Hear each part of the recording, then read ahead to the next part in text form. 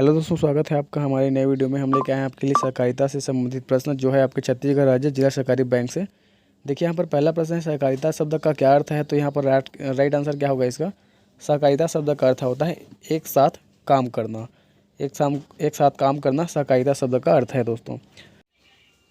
आगे देखिए अगला क्वेश्चन, सहकारी समिति में जमा राशि पर ब्याज दरों के लिए कौन जिम्मेदार है।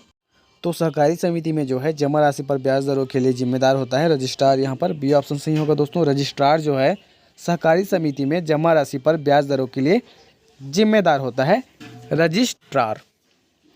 आगे देखिए, किसी सोसाइटी के सदस्य के पहचान पत्र पर हस्ताक्षर करने का अधिकार किसे है। तो किसी सोसाइटी के सदस्य के पहचान पत्र पर हस्ताक्षर करने का अधिकार सचिव का होता है। यहाँ पर डी ऑप्शन सही होगा। सोसाइटी के सदस्य के पहचान पत्र पर हस्ताक्षर करने का अधिकार सचिव का होता है।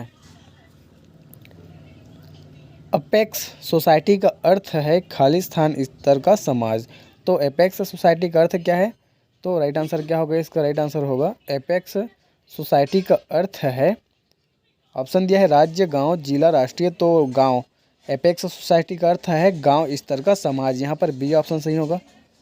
अगला है देखिए, गैर कृषि ऋण सोसाइटी का उदाहरण खालिस्तान है। तो गैर कृषि ऋण सोसाइटी का उदाहरण क्या है। ऑप्शन दिया है कृषक सेवा समिति, सेवा सहकारी बैंक, शहरी सहकारी बैंक, प्राथमिक कृषि सोसाइटी। तो पहला ऑप्शन जो दिया है कृषक सेवा समिति, ये ऑप्शन सही होगा। संकट के समय में वाणिज्यिक बैंकों की जो आरक्षितियाँ बतौर बफर चल निधि काम करती है वह है। तो राइट आंसर है उसका ए ऑप्शन यहाँ पर सही होगा, SLR। ए ऑप्शन यहाँ पर सही होगा, SLR। तो इसका SLR का फुल फॉर्म आपको पता होगा तो कमेंट करके ज़रूर बताएं क्या होगा। अगला देखिए, सहकारिता निम्न में से कौन सी सूची का विषय है। तो सहकारिता जो है राज्य सूची का विषय है। यहाँ पर बी ऑप्शन सही होगा, सहकारिता राज्य सूची का विषय है। बी ऑप्शन यहाँ पर सही होगा दोस्तों। आगे देखिए अगला क्वेश्चन, NCCF की स्थापना बहुराज्य सहकारी समिति मल्टी स्टेट कोऑपरेटिव सोसाइटीज़ अधिनियम 2002 के तहत की गई थी और इसका संचालन किया जाता है। तो कब से किया जाता है। तो 16 अक्टूबर 1965 से किया जाता है। यहाँ पर ए ऑप्शन सही होगा। PACS का फुल फॉर्म क्या है। तो PACS का फुल फॉर्म है प्राइमरी एग्रीकल्चरल क्रेडिट सोसाइटी। यहाँ पर सी ऑप्शन सही होगा, primary agricultural credit society PACS का फुल फॉर्म है।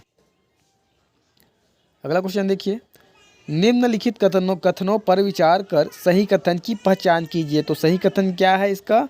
ए ऑप्शन जो दिया है केवल एक, जो पहला जो कथन दिया है नाबार्ड की स्थापना वर्ष 1982 में हुई है थी, ये कथन आपका सही है। और दूसरा जो दिया है यह केवल कृषि के लिए ऋण सुविधा प्रदान करता है, तो यह जो है असत्य कथन है दोस्तों। अगला देखिए, उद्देश्यों के आधार पर सहकारी संस्थाओं के कितने प्रकार होते हैं। तो उद्देश्यों के आधार पर सहकारी संस्थाओं के 4 प्रकार होते हैं। यहाँ पर सी ऑप्शन सही होगा, उद्देश्यों के आधार पर सहकारी संस्थाओं के 4 प्रकार होते हैं।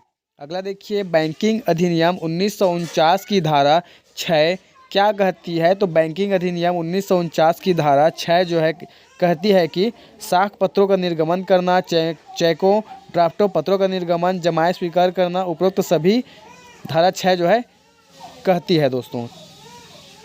ऑपरेशन फ्लड कार्यक्रम पूरे देश में खालिस्तान के आयोजन से संबंधित है।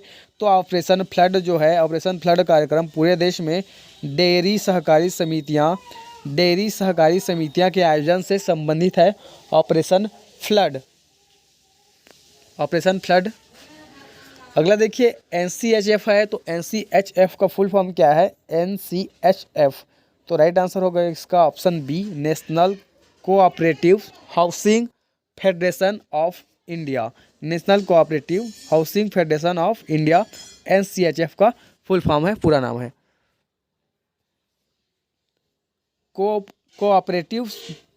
कोऑपरेशन की संरचना खालिस्तान है। तो कोऑपरेशन की संरचना जो है त्रिस्तरीय होती है। यहाँ पर बी ऑप्शन सही होगा, कोऑपरेशन की संरचना त्रिस्तरीय है। अगला है, अगला क्वेश्चन देखिए, निम्नलिखित में से किस संस्था का संबंध भारत की कृषि एवं ग्रामीण वित्त की आवश्यकता तक सीमित है? तो सी ऑप्शन यहाँ पर सही होगा, नाबार्ड। नाबार्ड का जो है नाबार्ड संस्था का संबंध भारत की कृषि एवं ग्रामीण वित्त की आवश्यकता तक सीमित होती है। अगला है, प्रबंध के सिद्धांत हैं, तो प्रबंध के सिद्धांत क्या है? सार्वभौमिक, लोचपूर्ण, गतिशील। सभी उपरोक्त सभी जो है प्रबंध के सिद्धांत हैं। डी ऑप्शन यहाँ पर सही होगा। आगे देखिए अगला क्वेश्चन,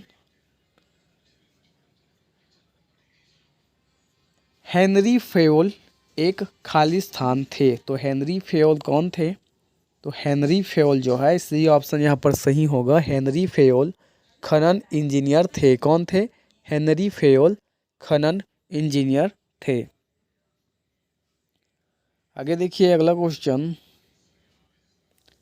प्रशासनिक प्रबंध के प्रस्तुतकर्ता थे, तो प्रशासनिक प्रबंध के प्रस्तुतकर्ता थे फेयोल। यहाँ पर सी ऑप्शन सही होगा। फेयोल जो है प्रशासनिक प्रबंध के प्रस्तुतकर्ता थे।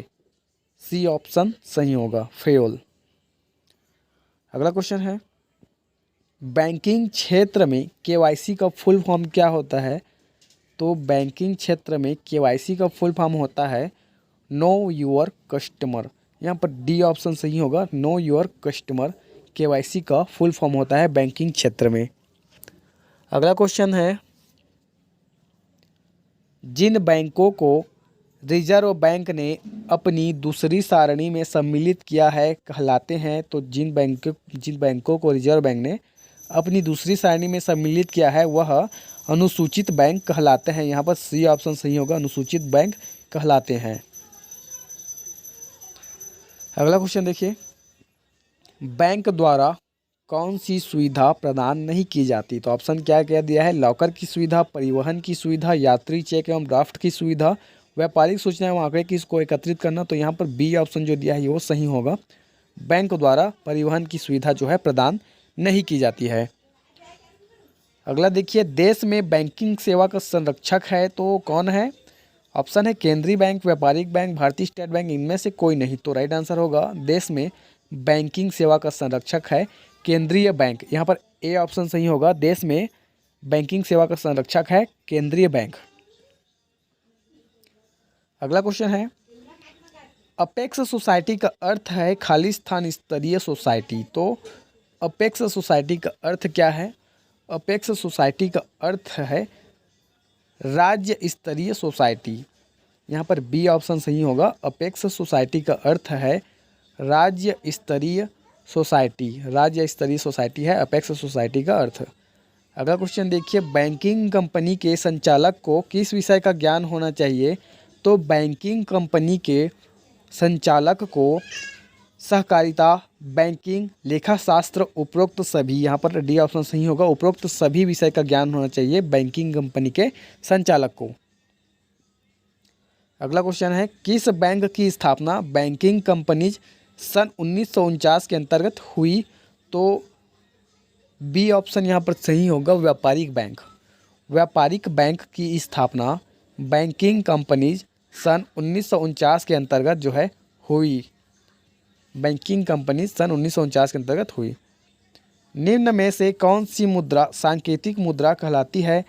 तो चांदी के सिक्के, सोने के सिक्के, कागज़ के नोट, इनमें से सभी। तो कागज़ के नोट जो है सांकेतिक मुद्रा कहलाती है। सांकेतिक मुद्रा, कागज़ के नोट सांकेतिक मुद्रा कहलाती है। वह कौन सा बैंक है जिससे कृषकों के पास आसानी से पहुंचने के लिए किसान क्लब बनाए गए हैं? तो क्षेत्रीय ग्रामीण बैंक। यहाँ पर ए ऑप्शन सही होगा। वह कौन सा बैंक है जिससे कृषकों के पास आसानी से पहुंचने के लिए किसान क्लब बनाए हैं? तो है क्षेत्रीय ग्रामीण बैंक। अगला क्वेश्चन है, राष्ट्रीय कृषि एवं ग्रामीण विकास बैंक की स्थापना किस पंचवर्षीय योजना अवधि में की गई थी? तो क्या होगा राइट आंसर इसका? सी ऑप्शन सही होगा, छठी पंचवर्षीय योजना में जो है, छठवीं पंचवर्षीय योजना में राष्ट्रीय कृषि एवं ग्रामीण विकास बैंक की स्थापना की गई थी।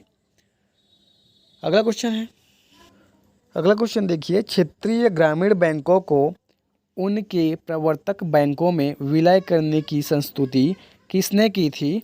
तो क्षेत्रीय ग्रामीण बैंकों को उनके प्रवर्तक बैंकों में विलय करने की संस्तुति जो है खुसरो समिति ने की थी। यहाँ पर सी ऑप्शन सही होगा, खुसरो समिति ने की थी दोस्तों।